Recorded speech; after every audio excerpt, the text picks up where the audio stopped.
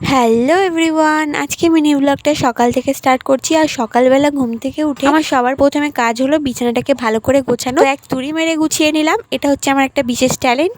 তারপরে ব্রাশ টাশ করে আমি মুখ টুক ধুয়ে ক্রিম মেখে নিয়েছিলাম। আমার যেরকম ডেলি রুটিনে থাকে সানস্ক্রিন এসব মাখা, তো এগুলো মাখার পর আমি চলে গেছিলাম চা বানাতে। আর চাটা অনেকক্ষণ আগেই বানানো ছিল, আমি ওটাকে আবার গরম করে খেয়েছিলাম। তারপরে আমি রেডি হয়ে গেছিলাম আমার একটা দরকারি কাজে। সেখানে যাওয়ার আগে আমি খেয়ে নিয়েছিলাম সবজি দিয়ে ভাত আর একটা পেয়ারা খেয়ে আমি চলে গেছিলাম, কারণ অনেকটা টাইম লাগবে, খিদে পেয়ে যাবে তাই।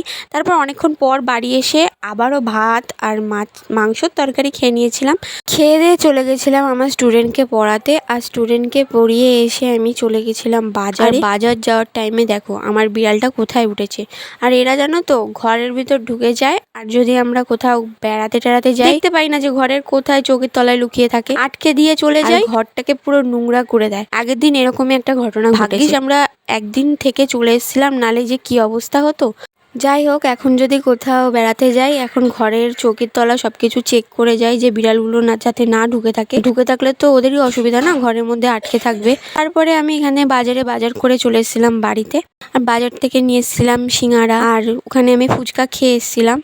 আর এখানে আমি তারপরে চা করে সিঙ্গারা দিয়ে মুড়ি মাখিয়ে খেয়েছিলাম। তো এভাবেই দিনটা কাটিয়েছিলাম। দেখা হচ্ছে নেক্সট ভিডিওতে, ততক্ষণ বাই, টাটা।